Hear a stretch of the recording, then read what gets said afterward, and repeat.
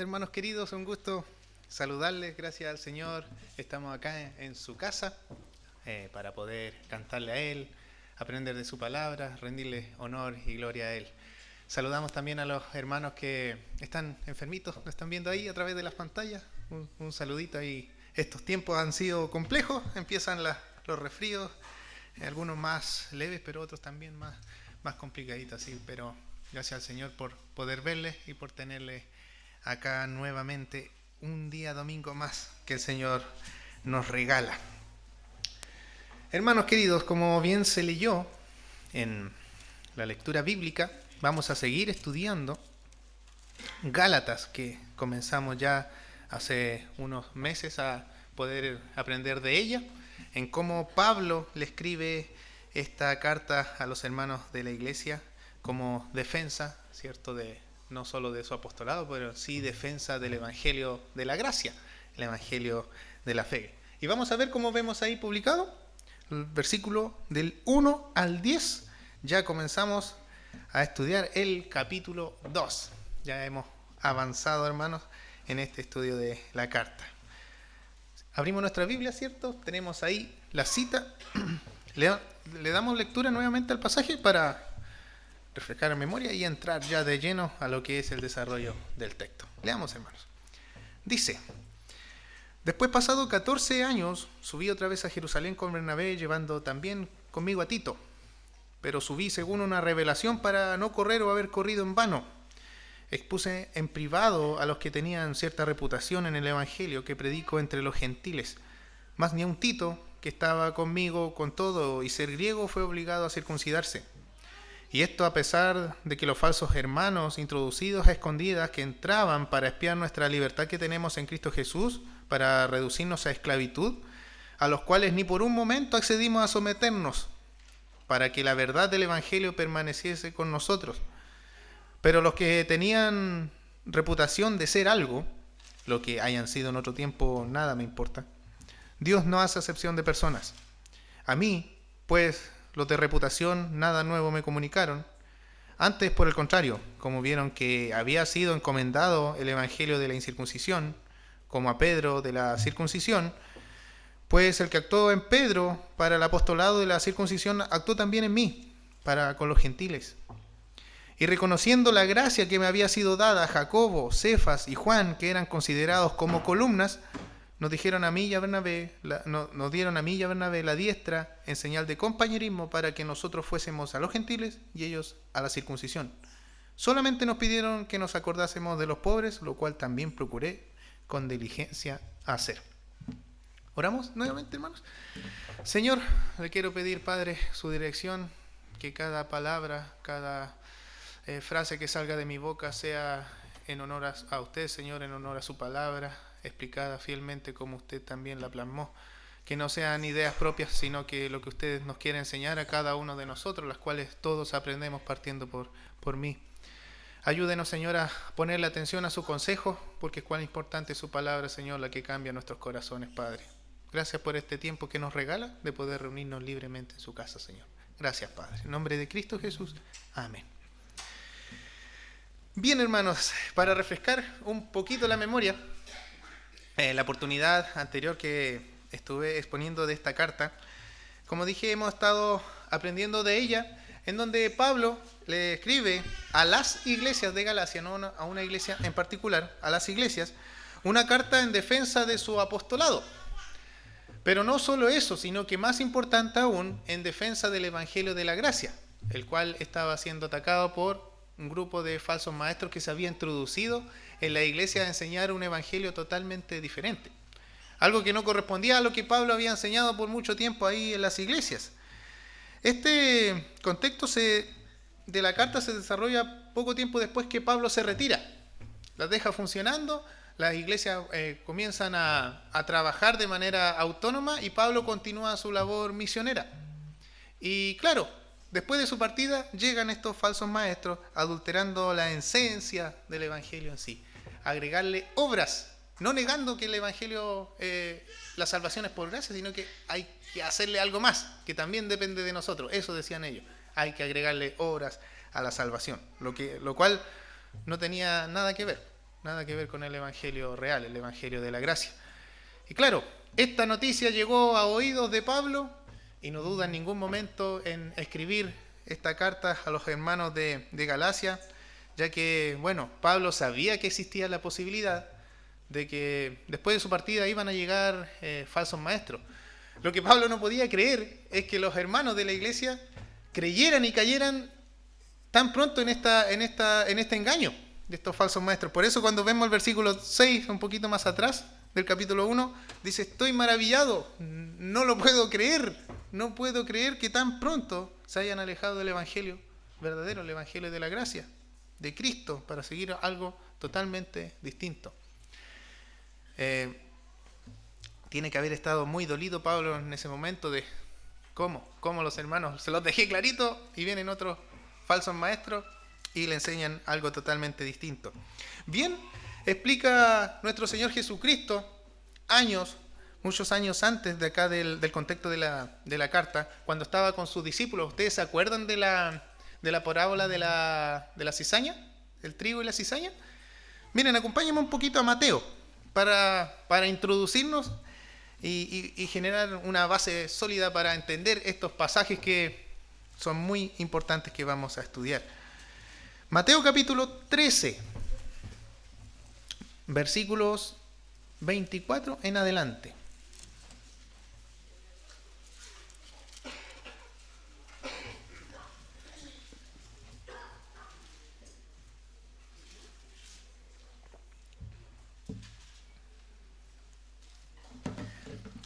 Mateo 13, versículo 24 en adelante dice: le refirió otra parábola diciendo: el reino de los cielos es semejante a un hombre que sembró buena semilla en su campo.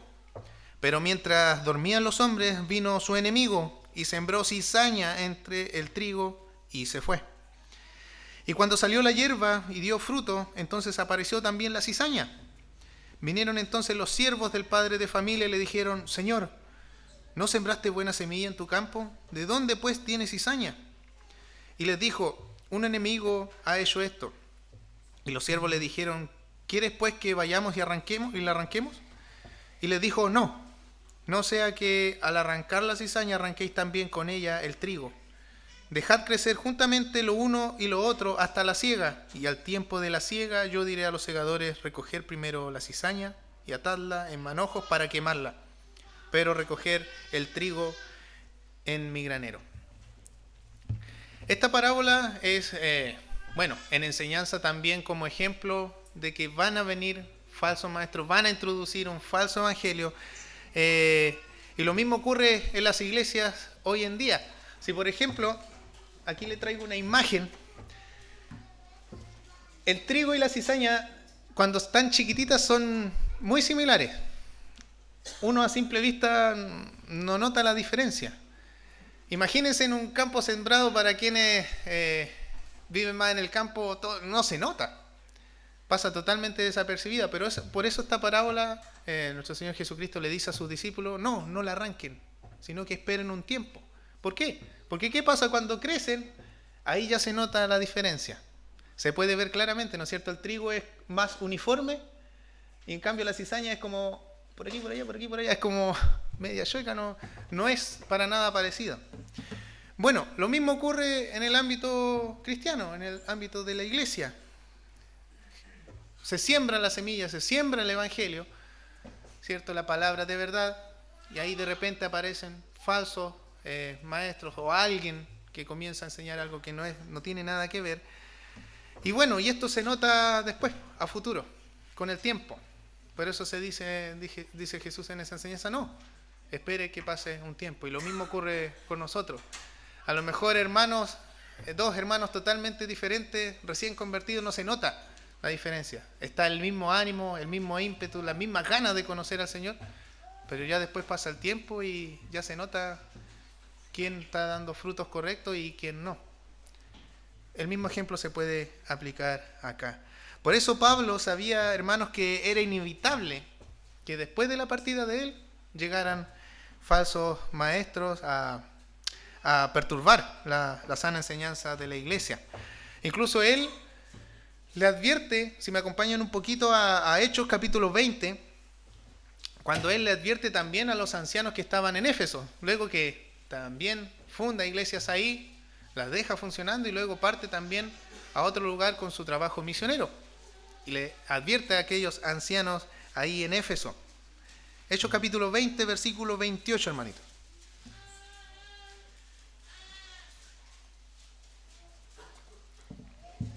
Dice, 28 en adelante: por tanto, mirad por vosotros y por todo el rebaño en que el Espíritu Santo os ha puesto por obispos, le dice. Obispos, en el original, episcopos. Un obispo es un guardián, alguien que ve, que vigila, que ve como más allá de lo que puede ocurrir, que está pensando en las posibilidades, que alguien que está previendo dentro de la iglesia. Para apacentar a la iglesia del Señor, la cual él ganó por su propia sangre. Porque yo sé, le dice Pablo a los ancianos, que después de mi partida entrarán en medio de vosotros lobos rapaces que no perdonarán al rebaño. Y de vosotros mismos se levantarán hombres que hablen cosas perversas para arrastrarte así a los discípulos. Hombres que hablen cosas perversas. Falsos maestros.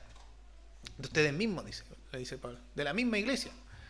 Entonces, no era un tema para nada menor. Pablo le dice a Timoteo también, se lo leo, pero el Espíritu dice claramente que en los postreros tiempos algunos apostatarán de la fe, o sea, abandonarán la fe, escuchando a espíritus engañadores, a doctrinas de demonios, por la hipocresía de mentirosos que teniendo cauterizada la conciencia van a enseñar todo tipo de barbaridades. ¿Y ocurre eso hoy en día? Lo ocurre también. Siempre Pablo, a lo largo de todo su ministerio, hermano, luchó mucho con este tipo de personas, estos emisarios de Satanás, tratando de menoscabar el evangelio de la gracia, los cuales aquí en el contexto de la carta habían metido la cabeza de los hermanos de las iglesias que él no era un verdadero apóstol, porque no fue llamado en los 12 originales. Entonces, si no era un verdadero apóstol, el evangelio que predicó tampoco era verdadero.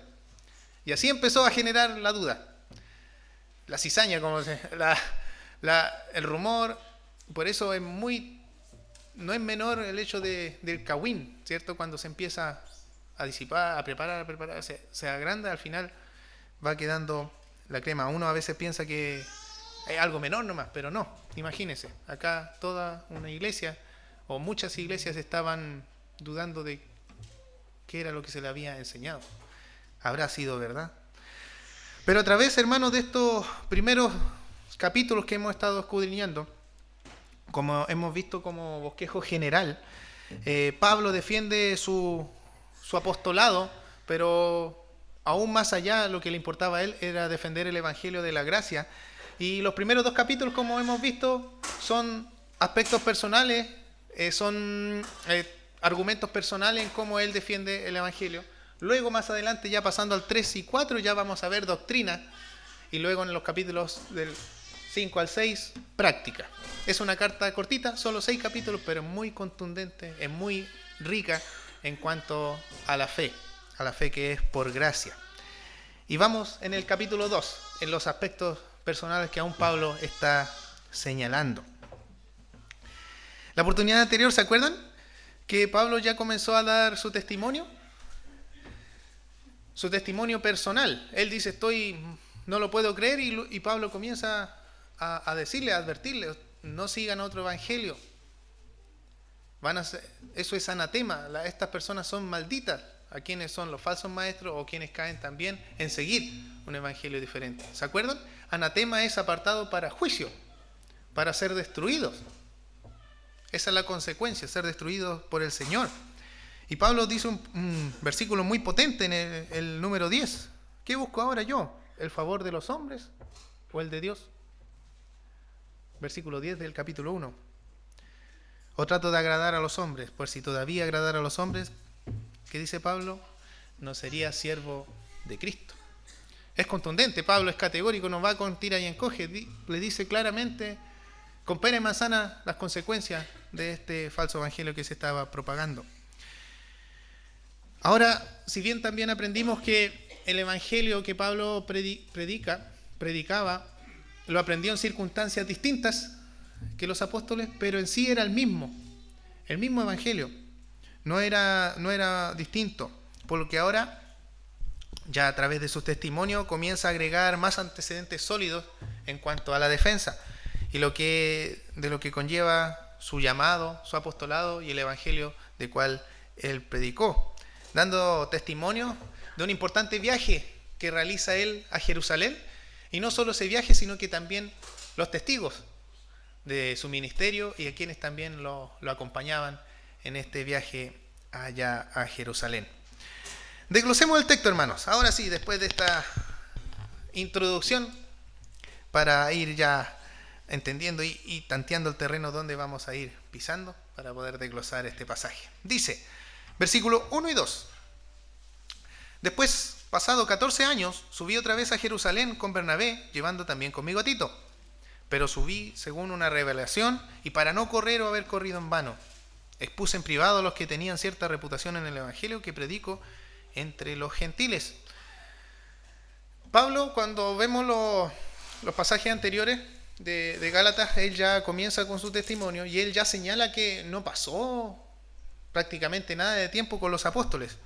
Él incluso dice que después de pasado 3 años de su conversión, de su encuentro con Jesucristo ahí en Damasco, ahí recién va a Jerusalén a conocer a Pedro y a Santiago. Sí quería conocer a los apóstoles, pero no estaban. ¿Se acuerdan? Por medio de Bernabé. Bernabé lo lleva porque, como señala Hechos 9, a Pablo le tenían miedo. Entonces todos estaban en dispersión, todos conocían a Pablo por la reputación que tenía, y el hecho que llegara no era grato. Entonces ahí Bernabé sirve de intercesor, de paño de agua fría. Entonces lleva a Pablo para que conozca a los discípulos. Y ahí donde dice Pablo un poquito más atrás, y ahí subí a Jerusalén, versículo 17, a los que eran apóstoles antes que yo, sino que me fui a Arabia y volví a Damasco. Pasado 3 años, subí a Jerusalén para ver a Pedro, y permanecí con él solo 15 días. 15 días nomás estuvo con Pedro y con Jacobo, Santiago, hermano del Señor. Y luego se va. Entonces, estos argumentos podemos pensar, ¿en 15 días habrá aprendido tan bien el Evangelio? Difícil. Pablo se retira y luego, después de un tiempo, vuelve otra vez a Jerusalén, producto de que, según el contexto, según la historia, también hubo una hambruna. Hechos también capítulo 9, 10, si no me equivoco. Hubo una hambruna en Jerusalén, entonces desde Antioquía mandan una ofrenda a la iglesia. Y ahí es donde viaja Pablo nuevamente con Bernabé, pero ahí estuvo menos tiempo. Fue a entregar la ofrenda y después se retiró. Y ahí no estuvo con los apóstoles. Entonces ya tenemos 2 viajes, pero el tiempo que estuvo con los apóstoles fue nulo. Y aquí, hermanos, como ya vemos en el capítulo 1, o sea, versículo 1 del capítulo 2, Pablo dice ya después, pasado 14 años. O sea, fíjense el tiempo. A veces de un versículo a otro parece que no hay tanto, pero Pablo le dice después pasado 14 años, más los 3 desde su conversión, o sea, ya van 17 años de servicio que Pablo lleva en el apostolado, y de los cuales ha visto a los apóstoles un par de veces nomás. Es harto tiempo. Entonces, después pasado 14 años, dice Pablo, sube otra vez y nuevamente con su compañero de batalla, Bernabé, va a Jerusalén, pero además va con otra persona. ¿Se acuerdan cómo decía el texto? ¿Con quién va? Con Tito, con otro también compañero de guerra de Pablo, y va a este tremendo debate que se desarrollaría con respecto a la enseñanza, con respecto a la doctrina que se está predicando. En la doctrina de la gracia, lo que se conoce este tremendo evento como el Concilio de Jerusalén. Aquí una fotito un poco para ilustrar cómo habrá sido la discusión, la reunión de todos los siervos, de todos los enseñadores, de los apóstoles, en donde no era algo menor, sino que aquí claramente estaba en desarrollo y en claridad una de las dudas más grandes que había ahí en ese entonces en la iglesia. ¿Cómo es la enseñanza? ¿Es por salvación por la ley o por la gracia del Señor? Miren, acompáñenme a Hechos capítulo 15, hermanos. Vamos a estar haciendo este paralelo con este pasaje de Hechos para que no perdamos el dedito ahí en Gálatas y en Hechos 15.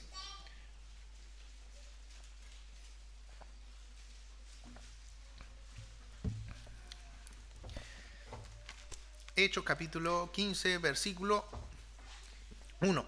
Hermano, ¿les parece que leamos completo para poder entender? Son hartos pasajes, pero para que podamos entender bien el contexto, ya que esto es muy importante, hermano. Dice, 15.1. Entonces, algunos que venían de Judea enseñaban a los hermanos, si no circuncidáis conforme al rito de Moisés, no podréis ser salvos. Como Pablo y Bernabé tuviesen una discusión y contienda, no pequeña con ellos, se dispuso que subiesen Pablo y Bernabé a Jerusalén, y algunos otros con ellos, a los apóstoles. Me imagino algunos otros con ellos, quiere decir también a Tito, a los apóstoles y a los ancianos para tratar esta cuestión. Ellos, pues, habiendo sido encaminados por la iglesia, pasaron por Fenicia y Samaria, contando la conversión de los gentiles, y causaban gran gozo a todos los hermanos. Y llegando a Jerusalén, fueron recibidos por la iglesia y los apóstoles y los ancianos, y le refirieron todas las cosas que Dios había hecho con ellos.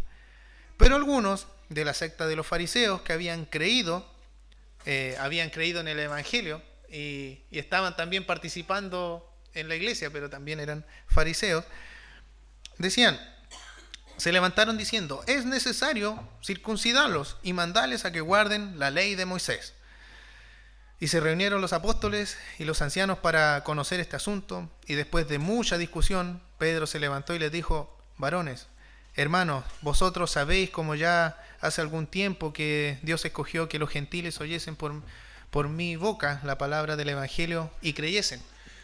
¿Se acuerdan, hermanos, cuando Pedro tiene este encuentro con Cornelio? Cómo el Señor le muestra que tenía que ir allá. Cornelio era un soldado romano, era un gentil. ¿Qué ocurre allá? Ocurre una conversión. Pedro le explica el evangelio y no solo se convierte Cornelio, sino que toda su familia se creen. Este es un hito importante porque es el primer caso de gentiles que registra el Nuevo Testamento que se convierten al Señor. ¿Qué pasó después? Le pidieron cuenta a Pedro. Oye, Pedro, ¿cómo se te ocurre ir para allá? Los fariseos al tiro lo agarraron y dicen, no, pues si sabes que no nos podemos juntar con los gentiles.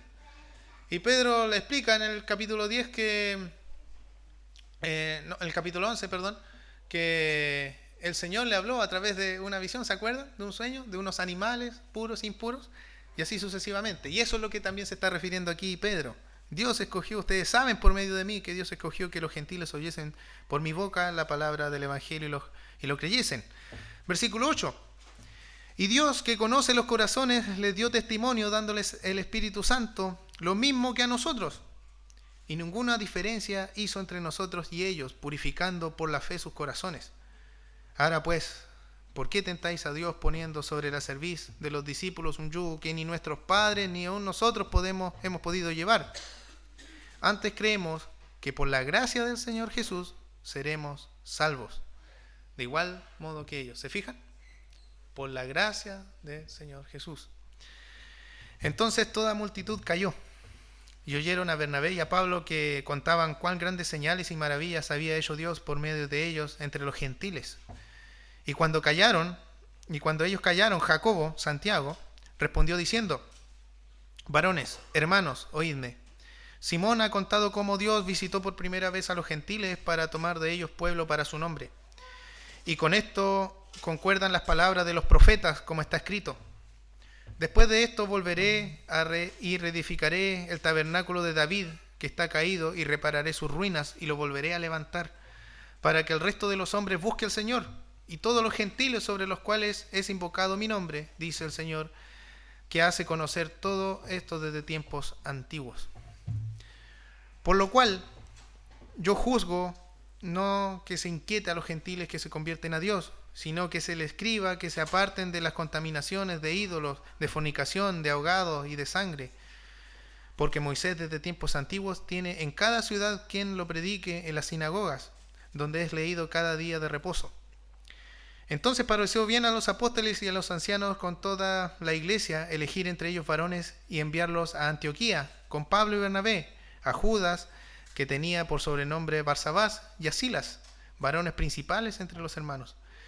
Y escribir por conducto de ellos, los apóstoles y los ancianos y los hermanos, de entre los gentiles que están en Antioquía, en Siria y en Cilicia, salud, enviarles cartas. Se quiere decir, enviarles carta a ellos, por cuanto hemos oído que algunos que han salido de nosotros, los cuales no dimos orden, os han inquietado con palabras, perturbando vuestras almas, mandando a circuncidaros y guardar la ley. Nos ha parecido bien, habiendo llegado a un acuerdo, a elegir varones y enviarlos a vosotros con nuestros amados Bernabé y Pablo, hombres que han expuesto su vida por el nombre de nuestro Señor Jesucristo. Así que enviamos a Judas y a Silas, los cuales también de palabras os harán saber lo mismo, porque ha parecido bien al Espíritu Santo y a nosotros no imponernos ninguna carga más que estas cosas necesarias, que os abstengáis de los sacrificios a ídolos, de sangre, de ahogado y de fornicación, de las cuales cosas si os guardáis, bien haréis. Pasadlo bien, dice Santiago. Así pues, los que fueron enviados descendieron a Antioquía y se reunieron a la congregación, entregaron la carta. Y habiendo oído la cual, se regocijaron por la consolación. Y Judas y Silas, como ellos también eran profetas, consolaron y confirmaron a los hermanos con abundancia de palabras. Y pasando algún tiempo allí, fueron despedidos en paz por los hermanos para volver a aquellos de los que habían enviado. Mas Silas le pareció bien el quedarse allí, y Pablo y Bernabé continuaron en Antioquía enseñando la palabra del Señor y anunciando el Evangelio con muchos otros. Hermanos, si bien son hartos versículos, pero ¿se fijaron cómo se fue desarrollando este concilio? ¿Cómo se zanjaron todas las dudas que habían? Históricamente es un evento importantísimo para la historia de la iglesia, porque, claro, se aclara, como dije, la gran duda que había. ¿Cómo es la salvación? ¿Por la ley de Moisés o es por gracia de Dios? ¿La salvación es por gracia o por obras? Por gracia, ¿no es cierto, hermano? No cabe duda. Bien decía Pedro, dejó clarito ahí, la salvación, hermanos, es por gracia, nada más. Pero cuando vemos acá en el caso de Pablo, fue de mucha importancia para él y por las personas que lo acompañaron a él en este viaje y sirvieron de testigos de cómo el Señor había obrado también en su vida, en su ministerio como apóstol, ya que Bernabé era muy querido por los apóstoles, muy conocido también y respetado en la iglesia de Antioquía, ya que, ¿por qué digo esto? Muchas veces se ve como Bernabé en un segundo plano, pero Bernabé en sí era así, nunca quiso destacar. Los que conocen la historia, Bernabé hizo generosas donaciones a la iglesia en cuanto a terrenos para que comenzaran a funcionar y comenzaran a sustentarse. Sin ninguna vanagloria, no, yo doné a estos campos, estos terrenos, no. Él lo hacía con mucho amor y generosidad. Y como dije, era una figura de respeto en Antioquía, pero nunca quiso sobresalir, siempre dándole la prioridad, en este caso a Pablo como apóstol. Dejaba que él tomara la iniciativa. Y eso también nos enseña mucho a nosotros la historia o la personalidad de Bernabé. ¿Qué queremos nosotros también dentro de la iglesia? ¿Queremos ser reconocidos? Yo ofrendé, yo di esto. ¿Queremos fama? ¿Reconocimiento? Como vemos en el caso de Bernabé, no lo hizo, aunque tenía todo el derecho de hacerlo. Pero no lo hizo, porque, hermanos, Bernabé era una persona humilde que estaba lleno de la gracia de Dios. Y eso también es un ejemplo para nosotros. Por eso era importante que él estuviera aquí en el concilio. Como dije, era una persona de mucha confianza para la iglesia. Eran tiempos complejos. Y lleva a Pablo para que conozca a los discípulos. O sea, no era alguien menor. Ya si viene Bernabé es porque es verdad. Es real el cambio que hubo en Pablo. En ese tiempo se conocía como Saulo. A Bernabé se le confió la carta de que se había resuelto ahí en el concilio. Entonces era una carta también importante, ya que muchos cristianos hermanos estaban dispersos a causa de la muerte de Esteban, del martirio. Entonces, claro, fue de mucho gozo, como vemos en el versículo 22, se regocijaban los hermanos, se alegraban porque al fin ya no nos van a perseguir. Porque ya hay acuerdos que la salvación es por gracia. Perseguían a todos los que predicaban el Evangelio de Cristo. Entonces todos estaban asustados. En ese tiempo nadie quería, como dije, nadie quería conocer a Pablo, pero gracias a Bernabé, la intercesión de él, se pudo subsanar esa duda que tenían. Pero también estaba la duda, la doctrina, que también corría en peligro sus vidas. Por eso, hermanos, fue de mucha importancia lo que ocurrió ahí en el concilio de Jerusalén. Pablo menciona a otro acompañante, a Tito. Tito, según Samuel Pérez Milos, dice que él era un gentil de un carácter firme, de un temperamento fuerte.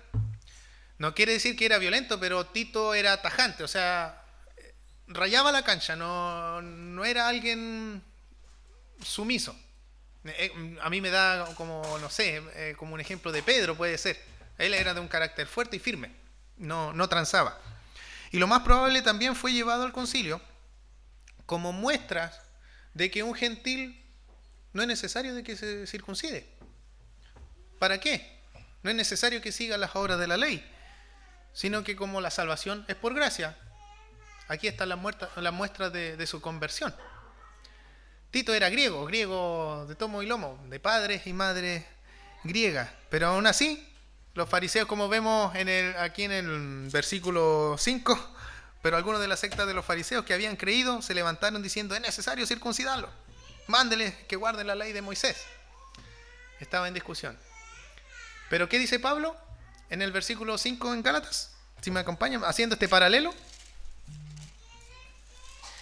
entre Gálatas y Hechos, versículo 5. Esta petición de los fariseos, a los cuales dice: ni por un momento accedimos a someternos para que la verdad del Evangelio permaneciere con nosotros, ya que se había reconocido públicamente ahí mismo en la reunión de que la única vía de salvación es por la fe de la gracia de Cristo. No era necesaria la circuncisión. ¿Se entiende? ¿Se fijan? No es por la ley de Moisés, no es por las obras del hombre, no es por una oración que repita y ya estoy listo. Es por la gracia de Cristo, hermano. Entonces vemos en muchas cartas paulinas, en muchas cartas que escribió Pablo, Tito fue varias veces a las iglesias de las cuales Pablo fundó a arreglar la situación, a restaurar el orden en aquellas iglesias. Si me acompañan un poquito a 2 de Corintios capítulo 7, 2 de Corintios capítulo 7,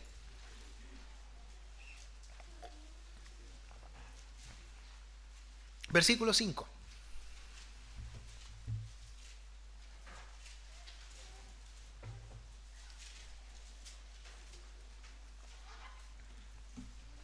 Dice: porque de cierto cuando vinimos a Macedonia, ningún reposo tuvo nuestro cuerpo, sino que en todo fuimos atribulados, de fuera, conflictos, de dentro, temores.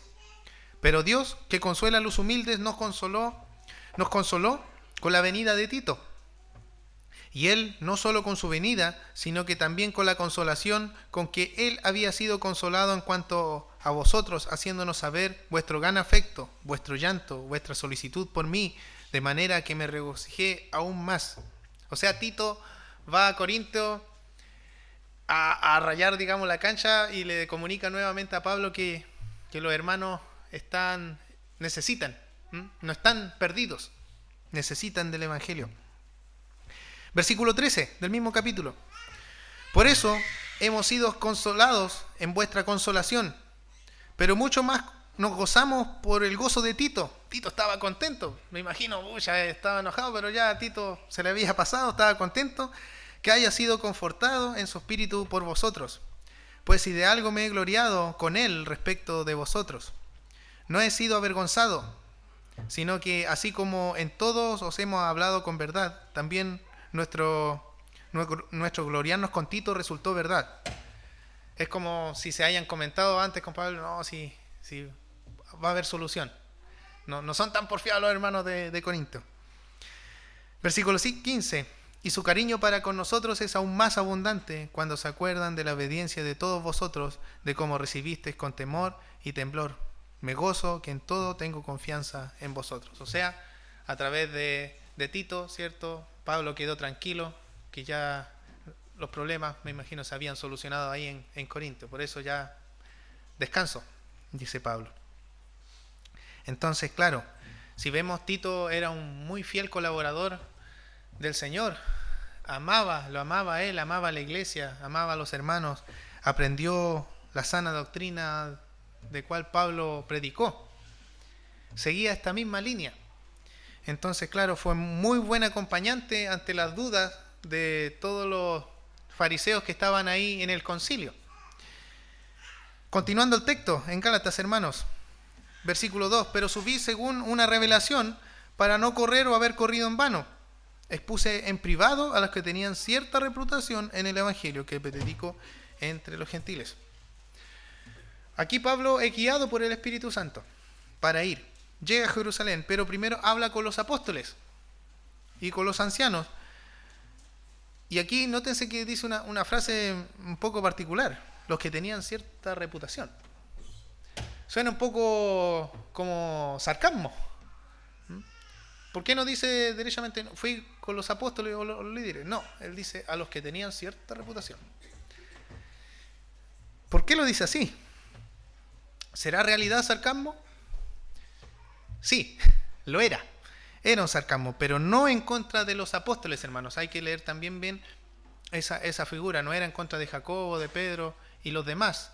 No, sino que era en contra de los falsos maestros que se habían introducido a las iglesias, en las iglesias de Galacia. Porque ellos, lo más probable, llegaban con cartas que venían enviados de los que tenían cierta reputación. A lo mejor era una frase que ocupaban. No, ellos tienen reputación, pero Pablo no. Porque Pablo no era un apóstol. ¿Se fijan? Ahí se entiende la figura. Por eso Pablo ocupaba esta frase, de los que ellos decían tenían cierta reputación. Pero Pablo le aclara primero con los apóstoles, a ver si tenían el mismo sentir en cuanto a la enseñanza que él predicaba. Por eso habla primero con ellos. A ver cómo está, digamos, el escenario. Si voy aquí a recibir piedras o estamos en una misma línea. Y claramente, sí. ¿Por qué? Porque la esencia de esta reunión, hermanos, del concilio, es como vemos en el versículo 1 del capítulo 15. Como dice, entonces, algunos que venían de Judea enseñaban a los hermanos, ¿cierto? Algunos maestros que venían ahí enseñaron a algunos hermanos y decían, si no os circuncidáis conforme al rito de Moisés, no podéis ser salvos. Imagínense así. Tienen que circuncidarse para ser salvos, tienen que seguir la ley de Moisés. Esa era la esencia del conflicto en aquella reunión. ¿Qué hace Pablo con Bernabé? Dan un informe de todo lo que había hecho el Señor con ellos, las cosas que el Señor hizo, pero a pesar de aquel informe, igual se levantan un grupo de fariseos, igual no está de acuerdo, que tienen que circuncidar, como vemos ahí. Imagínense lo que tiene que haber sido esa reunión.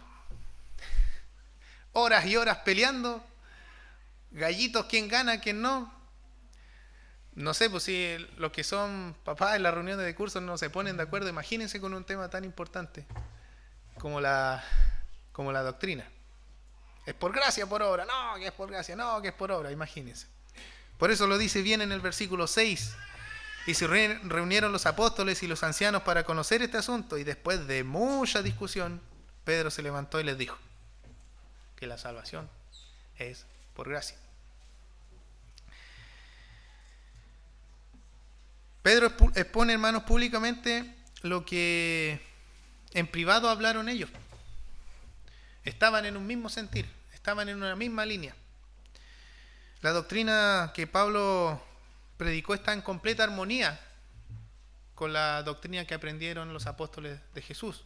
Pablo, recordemos, también es un apóstol, aprendió 3 años de Jesús. Por algo lógico también iba a estar en armonía. Y esto lo confirma el Señor acá, en este hecho, en esta reunión. Quedan expuestos ahí también, hermanos, los falsos maestros que estaban distorsionando la sana doctrina en las iglesias.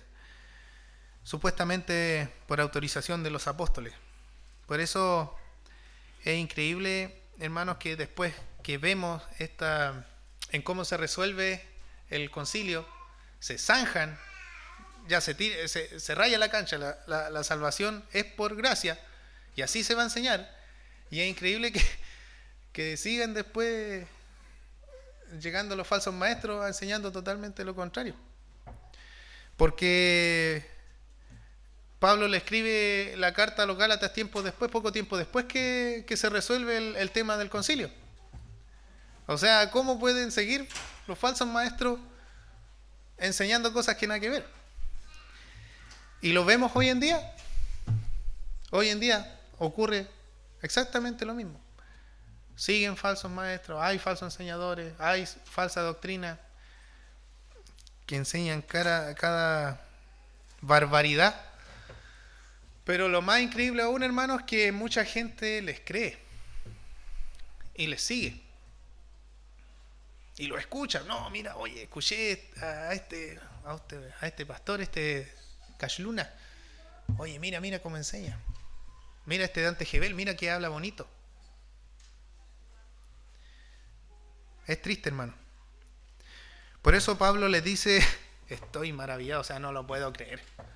Yo ya me imagino a Pablo escribiendo la carta ya, pero pasando la pluma a través de la hoja, ya imaginándose agarrándose a un hermano de las mechas. No lo puedo creer, dice Pablo. Continuando con el texto, hermanos, de Gálatas, versículo 3. Perdón, subimos ahí al 2, versículo 3 al 5. Mas ni aun Tito, que estaba conmigo con todo y ser griego, fue obligado a circuncidarse. Y eso a pesar de los falsos hermanos introducidos a escondidas que entraban para espiar nuestra libertad que tenemos en Cristo Jesús para reducirnos a esclavitud, a las cuales ni por un momento accedimos a someternos para que la verdad del Evangelio permaneciese con nosotros. Ni por un momento, dice Pablo. No transaron. Tito, hermanos, era un claro testigo y una prueba viva de cómo el Señor hace la obra en un gentil. La salvación por gracia. No es necesario seguir la ley mosaica para ser salvo. Pero a lo mejor ahora ustedes se pueden estar preguntando, los que conocen la historia, ¿y qué pasó con Timoteo? ¿Por qué Pablo lo circuncida? ¿Conoce la historia, no es cierto? Que Pablo circuncidó a Timoteo. Miren, acompáñenme a Hechos capítulo 16.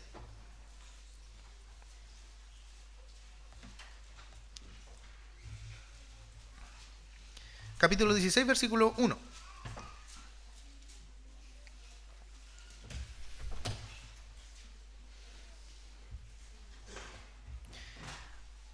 Dice, después llegó a Derbe y a Listra.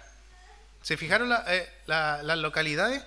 Derbe y Listra, y aquí había allí cierto discípulo llamado Timoteo, hijo de una mujer judía creyente, pero de padre griego. Y daban buen testimonio de él los hermanos que estaban en Listra y en Iconio. Quiso Pablo que éste fuese con él, y tomándole le circuncidó. ¿Se fijan? Y tomándole le circuncidó por causa de los judíos que habían en aquellos lugares, porque todos sabían que su padre era griego. Al pasar por las ciudades les entregaban las ordenanzas que habían acordado los apóstoles, los ancianos que estaban en Jerusalén, para que las guardasen. ¿Qué pasó con Pablo? ¿Por qué lo circuncidó? Y en la misma región de Galacia. Ahí conoce a Timoteo. Bueno, aquí le está diciendo que no es necesario con Tito, pero ¿por qué hizo eso con Timoteo? ¿Se nos cayó Pablo? ¿Se dio ante la presión de los judíos? No fue por eso, hermanos. Y por eso es importante, esto es un paréntesis, aclarar, porque también puede haber esta duda. Y lo más probable es que la siga habiendo en otros lugares. ¿Por qué circuncida a Timoteo pero con Tito no? Esto es importante porque si bien la circuncisión no tiene nada que ver con la salvación, en eso estamos claros, ¿no es cierto? No hay duda de aquello. Aquí lo hizo Pablo si lo podemos llamar así, con un fin estratégico. Recordemos, ¿qué decía el texto? Tito era de padre griego y de madre judía. Entonces podemos decir que, Timoteo tenía doble nacionalidad. Era griego y judío. Y claro, uno de los requisitos para enseñar en las sinagogas de los judíos era ser judío. Entonces, claro, esto fue como un tema estratégico para que se pudiera enseñar el Evangelio de la Gracia, en donde Pablo toma a Timoteo y lo circuncida para que tenga este acceso, ya que con Tito no lo podía hacer. Tito enseñaba en iglesias gentiles, pero Timoteo fue ocupado para enseñar en sinagogas, las cuales uno de los requisitos era ser judío, o sea, tenía que reconocer su nacionalidad. Timoteo fue circuncidado por ser judío, no por ser cristiano. ¿Se entiende la diferencia? Timoteo fue circuncidado por ser judío, por un tema de nacionalidad, no por un tema de creencia o de fe. En cambio, Tito no era necesario, porque la circuncisión no tiene nada que ver con la gracia. ¿Se fijan? Aparte, él era griego puro, ¿no? ¿De qué servía que se circuncidara ahí? Se entiende, si Tito lo hubiese Pablo circuncidado, ahí ya se cae directamente, con todo el predicamento que estaba señalando. Pero no, porque la circuncisión no tiene nada que ver con la salvación. En cambio, Timoteo fue circuncidado, pero por un tema de nacionalidad, para que pueda enseñar en la sinagoga el Evangelio de la Gracia. Por eso dice el versículo 4, y pasaban por las ciudades, les entregaban las ordenanzas que habían acordado con los apóstoles, ¿se acuerdan? En la reunión del concilio, y los ancianos que estaban en Jerusalén, para que las guardasen. La salvación es por gracia. ¿Se entiende? Después de este paréntesis. Por eso es importante también aclararlo. No fue como dije para darle una razón a los judíos. Ganaron el gallito. No fue para eso, sino que sería por un tema más que nada estratégico. Si no, claramente Pablo hubiese sido un doble estándar. Y por si hay duda, bueno, Pablo lo aclara más adelante en el capítulo 5, miren, de Gálatas. Capítulo 5, versículo 2. Aquí nuevamente lo toma a colación este tema. He aquí, dice 5.2, yo Pablo os digo que si os circuncidáis, de nada os aprovechará Cristo. Y otra vez testifico a todo hombre que si circuncida está obligado a guardar toda la ley. ¿Se fijan? Si crees que la salvación es por circuncidarse, por seguir la obra de la ley, bueno, estás amarrado. Estás jodido, dice Pablo, porque tienes que guardar toda la ley. ¿Y se puede guardar toda la ley? Imposible. Entonces estás cocinado, no vas a ir al infierno. Entonces por eso la salvación es por gracia, porque ya no vivimos ya bajo la ley, sino que la ley del Espíritu, la ley de Cristo. Es interesante este tema, hermanos, porque Pablo dice en el versículo 4 que estos falsos maestros se infiltraban para menoscabar la libertad que tenemos en Cristo y reducirla a esclavitud. Nosotros somos libres en Cristo, ¿no es cierto? Por gracia. ¿Sí? ¿Sí? ¿No es cierto? Sí. Somos libres. Y eso, amén. Pero ¿en qué consiste esa libertad? ¿Se han preguntado? Siempre se nos dice, ustedes son libres en Cristo, gracias al Señor somos libres de la esclavitud del pecado. ¿Pero en qué consiste esa libertad que tenemos en Cristo? ¿Por qué pregunto? Porque el tema de la libertad es uno de los que más se menciona a lo largo del Nuevo Testamento, de la libertad que tenemos en Cristo Jesús. ¿Pero hasta qué límites? ¿Qué será? Miren, les muestro unos ejemplos. No sé si se alcanza a ver de ahí atrás. Segunda de Corintios 3:17 dice, porque el Señor es el Espíritu, y donde está el Espíritu del Señor, allí hay libertad. Juan 8:32, y conoceréis la verdad, y la verdad os hará libres. 8:36, así que si el Hijo os libertare, seréis verdaderamente libres. Y uno dice, wow, es tremendo. Pero ¿en qué consiste esa libertad? Por eso pregunto, porque a lo mejor nosotros podemos tener muchas veces una visión errada de lo que conlleva la libertad, lo más probable por nuestro contexto geográfico, Sudamérica, la esclavitud la asociamos a otra cosa, o podemos decir, no sé, pues, como sobándonos las manitos, estoy libre en Cristo, puedo hacer lo que yo quiera, porque soy libre. ¿Será así? ¿Podré hacer lo que yo quiera? Porque estoy bajo la gracia. Total, pido perdón, me equivoco, pido perdón al Señor y listo, porque el Señor perdona, ¿no es cierto? Y así podemos imaginarnos cada cosa. Pero hermanos, tener la libertad en Cristo no quiere decir que tengamos licencia para pecar o libertad para hacer lo que nosotros queramos o que se nos antoje. Ser libres en Cristo, hermanos, quiere decir que somos libres o perdemos nuestra libertad para pecar. ¿Se fija? ¿Se entiende la figura? Ser libres en Cristo es perder la libertad para pecar. ¿Por qué? Porque ya no somos esclavos del pecado. ¿Para qué vamos a andar pecando? Entonces ser libre en Cristo no quiere decir que tengamos nosotros la libertad para pecar. Ya estamos libres de aquello. Y Cristo por medio de su gracia lo hace, transforma a una persona. Se fijan, ya no somos esclavos del pecado. Miren, acompáñenme un poquito a Romanos capítulo 6, versículo 16.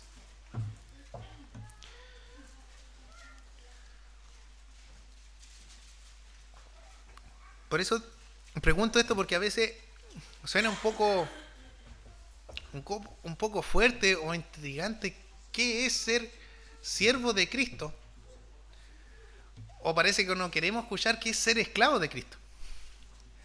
Como que no nos choca, no nos gusta. Dice 6:16: ¿no sabéis que si os sometéis a alguien como esclavos para obedecerle, sois esclavos de aquel a quien obedecéis, sea del pecado para muerte o sea de obediencia para justicia?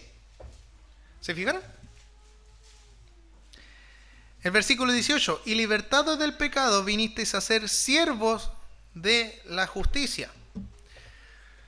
Pregunto, ser siervos, esta palabra siervo y esclavo, ¿es lo mismo o hay alguna diferencia? Cuando vemos aquí en estos pasajes, ¿es lo mismo? Muy bien, es lo mismo.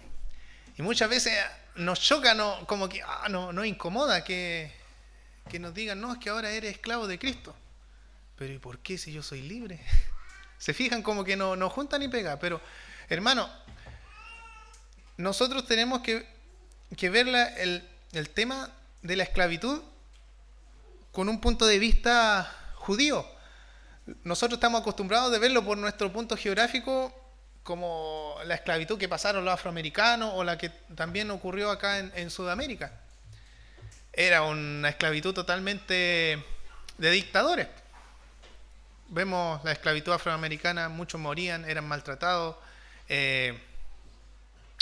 estaban en situaciones precarias, no tenían derecho a nada.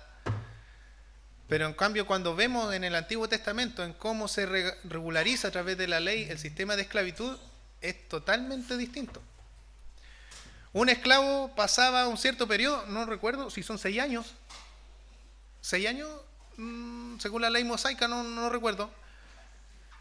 Que una persona, por ejemplo, una persona X, Juan Perico, se podía ofrecer, porque no tenía sustento económico, para trabajar como esclavo de un amo. Y esto era por un periodo de tiempo.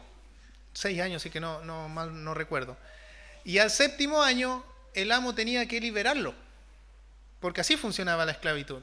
No era para siempre. No era algo que te azotaba. Incluso había regulaciones de normas que tenía que cumplir el siervo y el amo.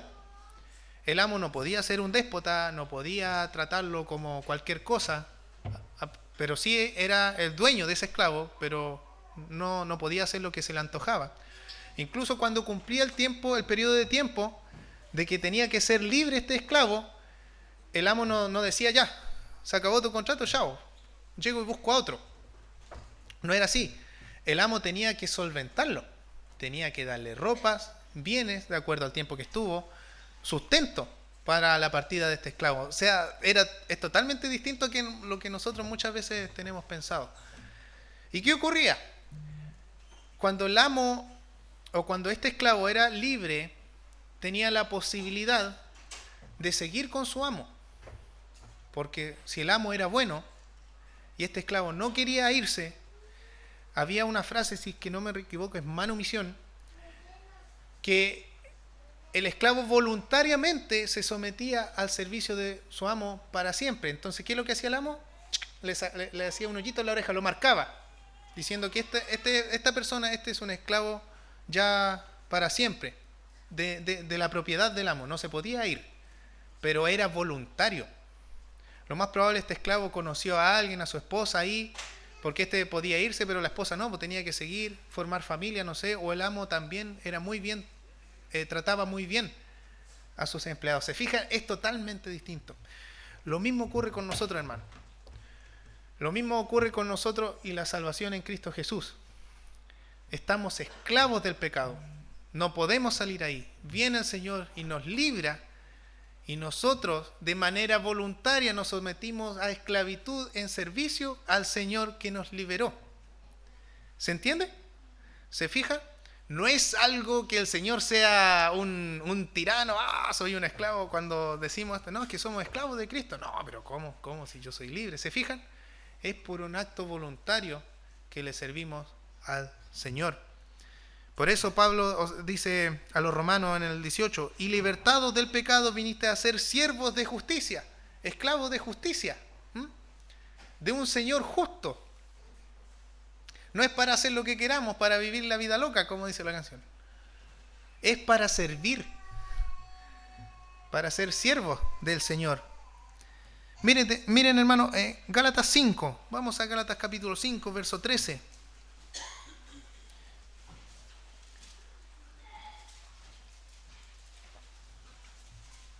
5, verso 13 dice, porque vosotros, hermanos, a la libertad fuisteis llamados, solamente que no uséis la libertad como ocasión para la carne, sino servíos por amor los unos a los otros. No digan que son libres en Cristo para hacer lo que ustedes quieran, dice Pablo. No es así. Primera de Pedro 2:16. Acompáñenme un poquito ahí. Primera de Pedro 2:16.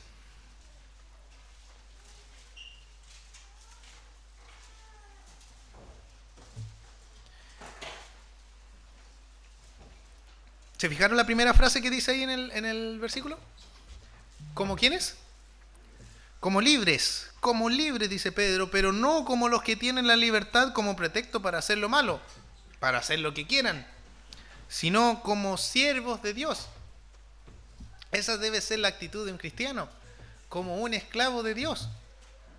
¿Se fijaron? No somos libres, como dije, para hacer lo que queramos, para hacer lo malo, vivir la vida loca. No. Hermanos, nosotros somos libres en Cristo. ¿Para qué? Para obedecer su palabra. Para ser siervos del Señor. Y ahí donde nos podemos hacer la pregunta. ¿Estamos obedeciendo a su palabra? Si decimos que somos cristianos, ahí es válido, porque si no, ¿para qué? No hay necesidad. Si decimos que somos cristianos, hermanos, los que estamos aquí presentes, ¿estamos obedeciendo su palabra? Esa es la libertad, hermanos, que tenemos en Cristo, por la cual Pablo no estaba dispuesto a transar. No estaba dispuesto a ceder ante los fariseos, los judíos que se habían metido a enseñar una doctrina totalmente contaminada. Versículo 5, volviendo a Gálatas 2, hermanos, para ir avanzando. Versículo 5 en adelante.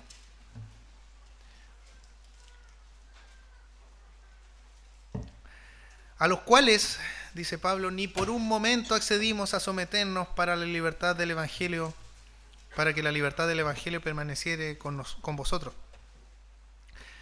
Y aquí nuevamente la frase, pero de los que tenían reputación de ser algo, los que hayan sido en otro tiempo, nada me importa. Dios no hace acepción de personas. A mí pues lo de reputación nada nuevo me comunicaron, antes por el contrario, como vieron que me había sido encomendado el Evangelio de la incircuncisión, aquí quiere decir el Evangelio a los gentiles, como a Pedro lo de la circuncisión a los judíos, significa no es que haya un Evangelio distinto para los gentiles y para los judíos, no, es el mismo, solo que eran dos tipos de grupos de personas diferentes. Pues el que actuó con Pedro para el apostolado de la circuncisión, actuó también para mí con los gentiles. Y reconociendo la gracia que me había sido dada, Jacobo, Santiago, Cefas, Pedro y Juan, que eran considerados como columnas, nos dieron a mí y a Bernabé la diestra en señal de compañerismo para que nosotros fuésemos a los gentiles y ellos a la circuncisión, o sea, a los judíos.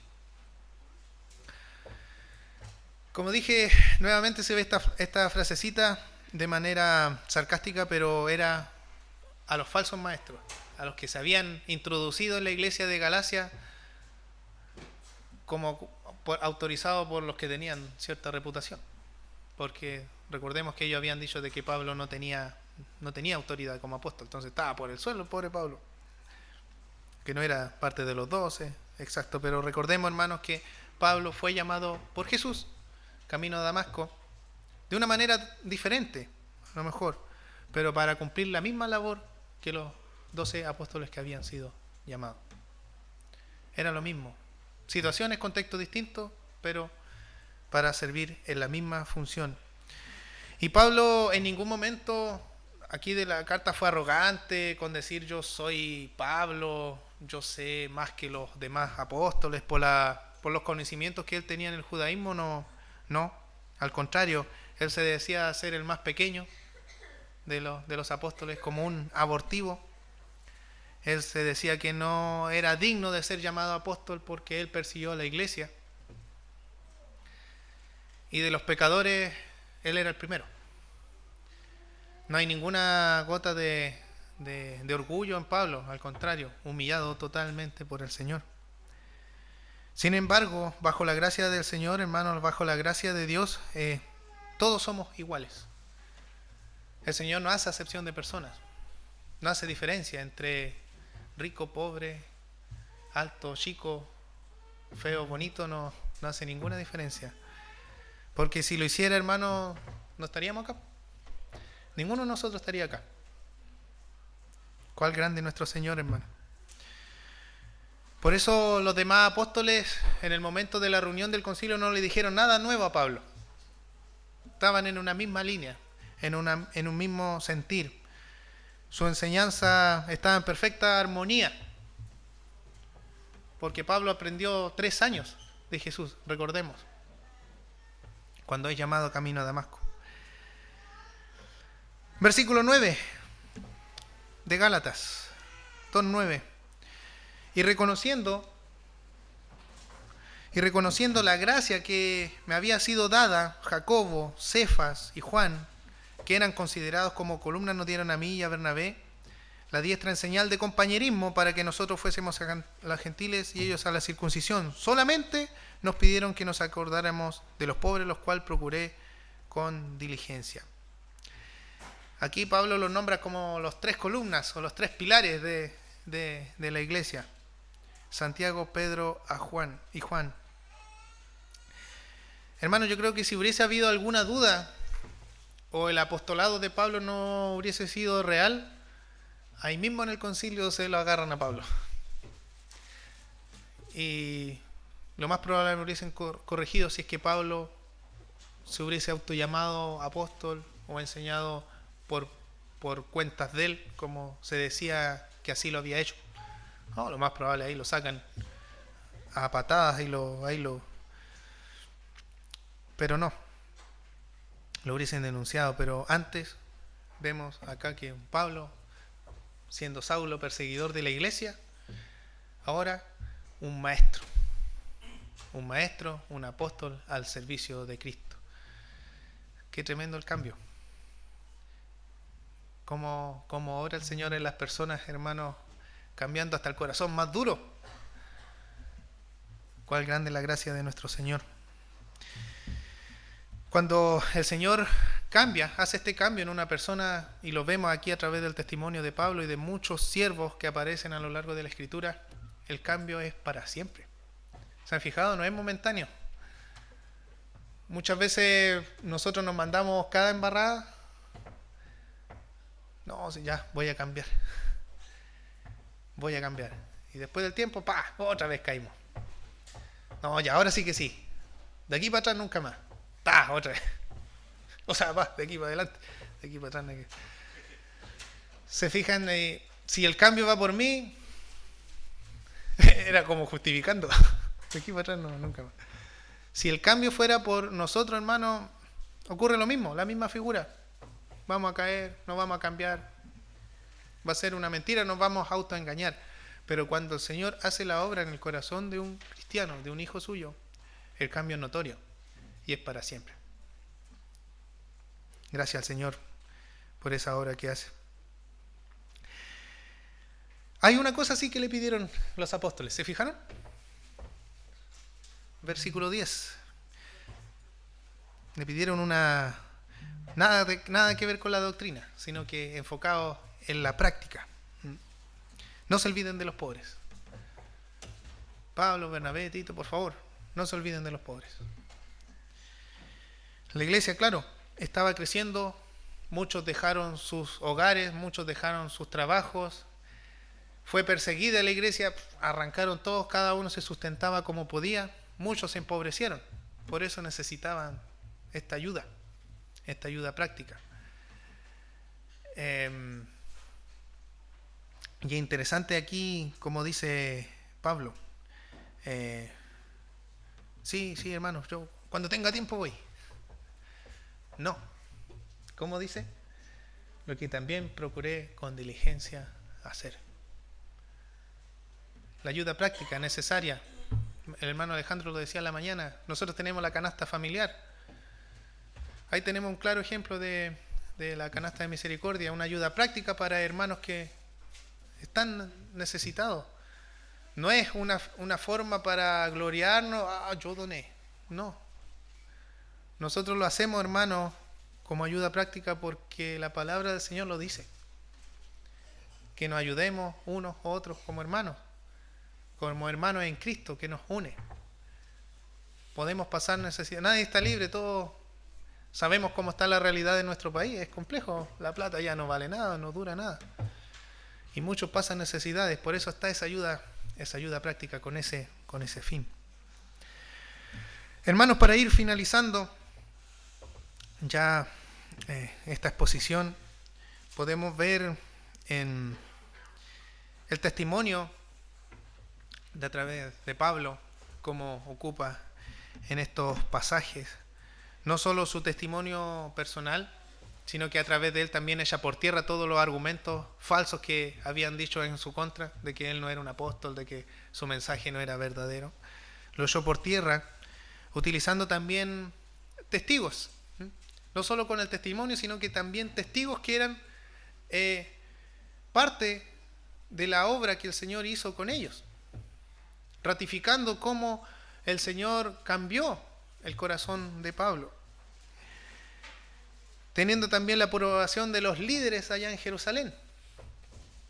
Entonces Pablo es como que le escriba para que quede claro, hermanos, a la iglesia de Galacia: yo no soy un falso, yo no le estoy vendiendo la pomada.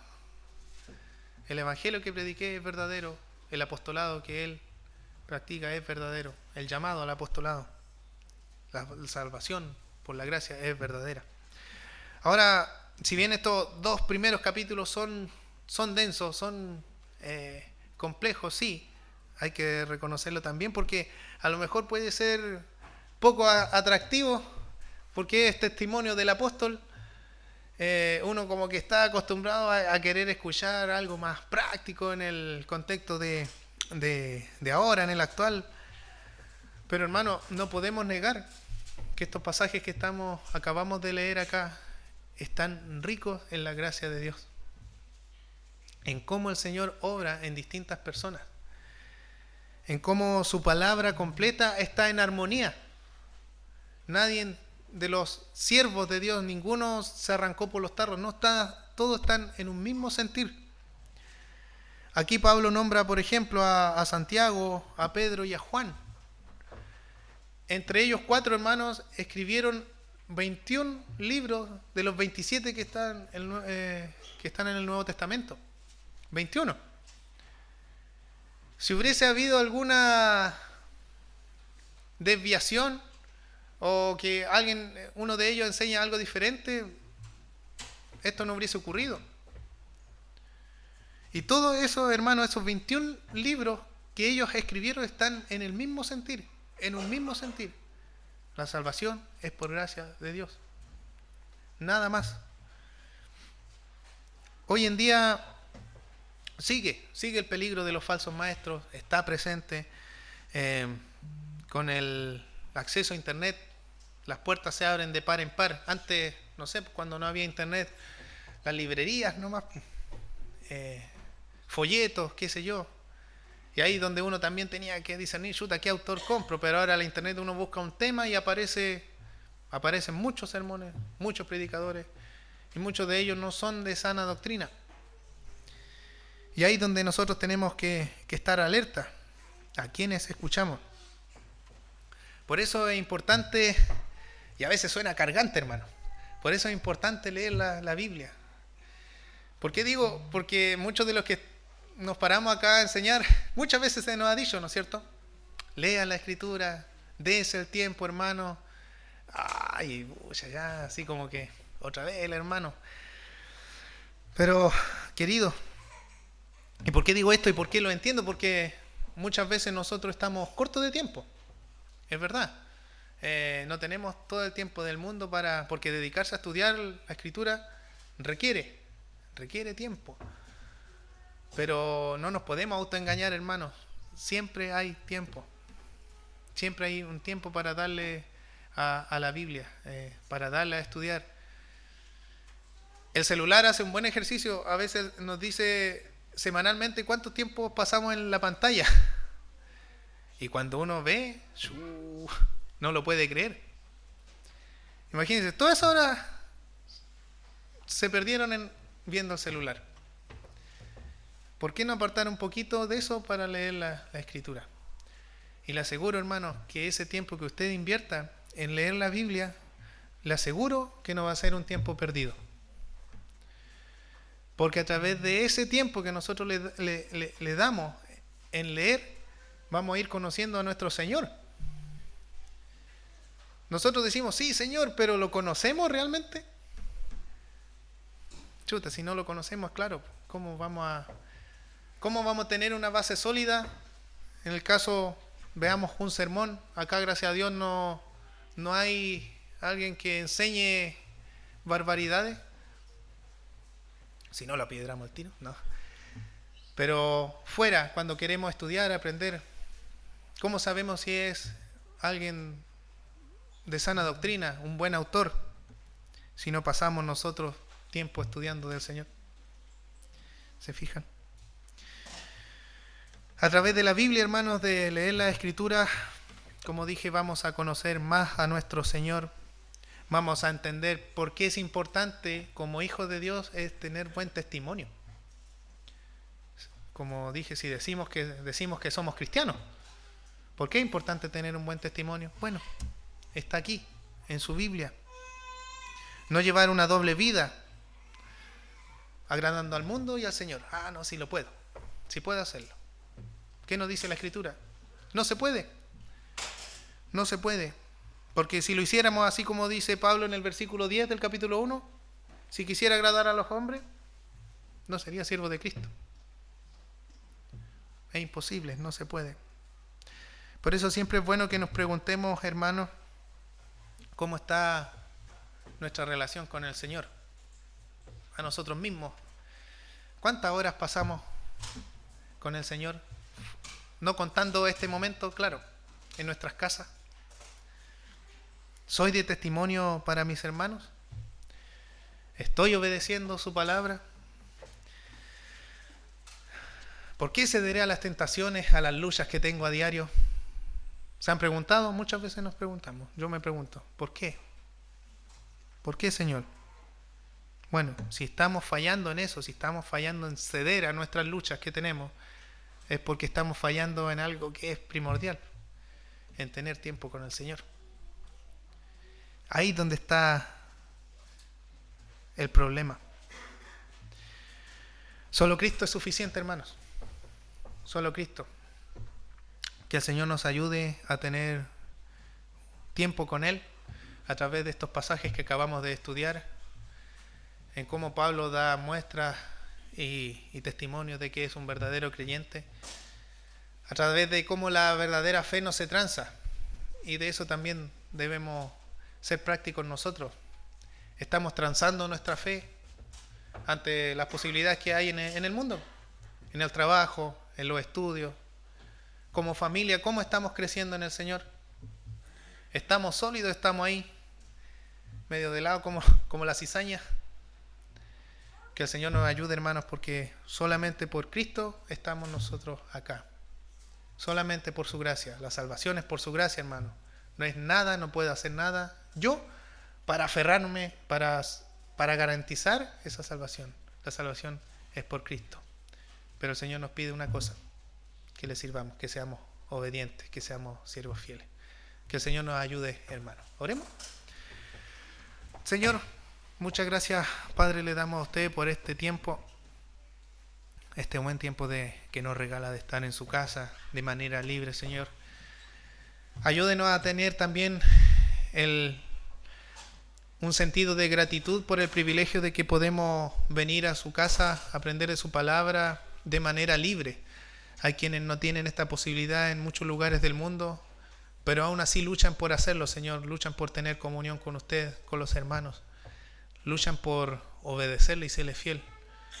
Ayúdenos, Señor, y perdónenos, Padre, porque muchas veces tenemos el tiempo y no se lo damos a usted, Señor. Perdónenos, Padre, por muchas veces no ser siervos fieles y no obedecer a su palabra. Ayúdenos, Señor, a que tengamos espíritus moldeables para poder ir creciendo en usted. Poder también, los que son padres, ser ejemplos para sus hijos, para sus esposas.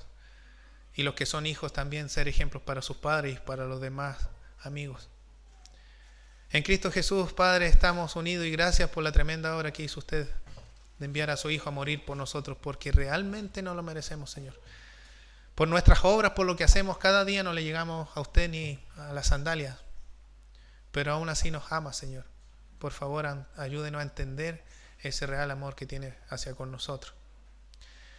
Gracias, Padre, gracias por este buen tiempo, y como mencionaba el pastor Teo, tenemos tiempo para estar en cuenta con usted. Ayúdenos a entender eso, porque el tiempo es limitado y muchas veces y en algún momento el tiempo se va a acabar. Ayúdenos a entender y aprovechar el tiempo ahora, Señor. En nombre de Cristo Jesús. Amén.